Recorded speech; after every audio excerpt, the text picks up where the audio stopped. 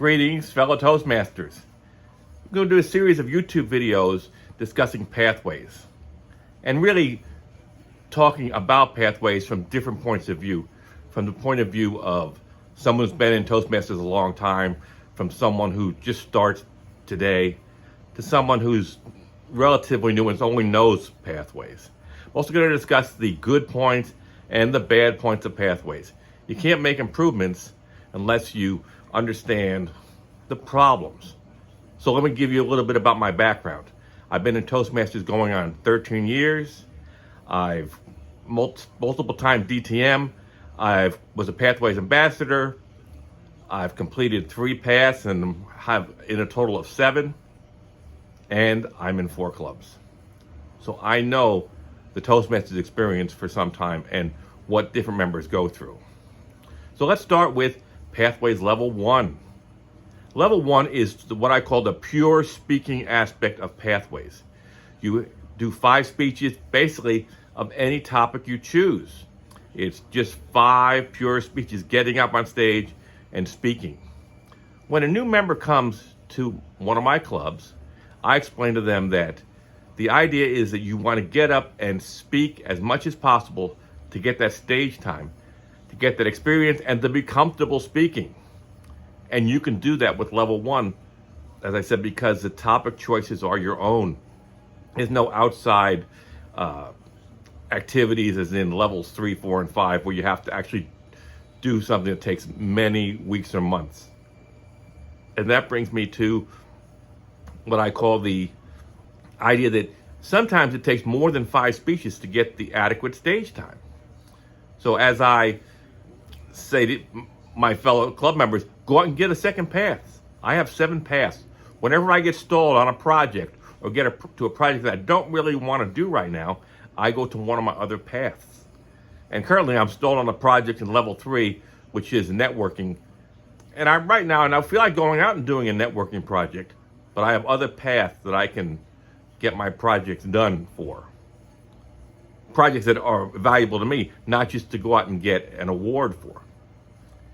So what about Level 1 and what's wrong with pathways and how can we fix just Level 1? So in Toastmasters, they have a great rule that says after 30 days, you can change your path. No questions asked. And to the average member, after 30 days, they've done possibly 1 speech, the icebreaker. So how could they possibly know that after 1 speech they want to change their path? They really can't. So this opportunity to change your path after 30 days is really a wasted nothing. I think we should start with that. We should find a way to make members eligible to change their path after they complete Level 1 or after they complete Level 1 and Level 2. Because Level 1 and Level 2 are basically the same in all the paths. Level 2 has a few different anomalies to it, but generally we do the mentoring program in both of those Level 2s. And that gets back to repeating Level 1. So I say, okay, you're not happy with Level 2 speeches, buy another path. Redo Level 1. But Chris, I don't want to repeat speeches. Well, you're only going to repeat in the icebreaker. As someone who's done the icebreaker 22 times, I can tell you that no 2 of these icebreakers were ever the same. Because your life has a lot of different things going on in it. Your philosophy, your goals, your dreams. You can talk about things you've done in the past, things you want to do. There's a lot of discussion you can have. You've lived a good many years, and I'm sure you couldn't tell me all about yourself in 5 to 7 minutes or 4 to 6 minutes or in 8 to 12 minutes.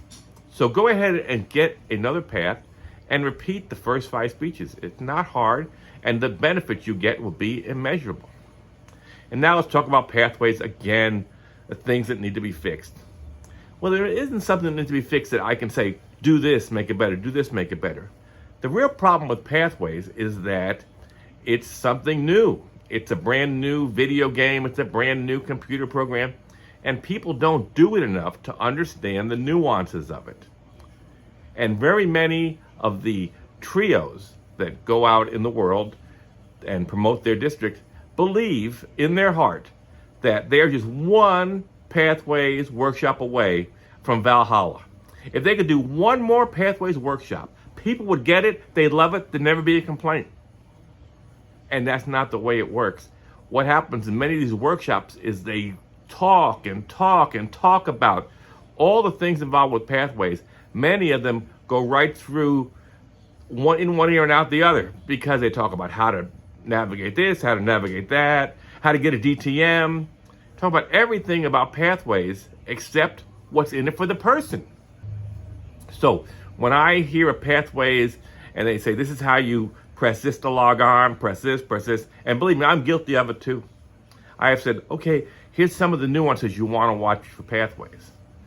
But no, people can figure it out themselves, and if they start to speak enough, if they do enough speeches, like speaking every 2 weeks, every 3 weeks, then getting through the Pathways program will be easy as pie. Or, well, it won't be easy as pie. It'll be a little easier, a little less controversial, a little less difficult. So I still have members that call me today and say, Chris, I'm stuck. And I say, did you click this? Did you click this? Oh, no, I didn't. Well, go do it. And the problem is that they haven't engaged Pathways enough to understand the different things they have to do. So that's my first YouTube video discussing Pathways Level 1. On my next video, I will discuss Pathways Level 2.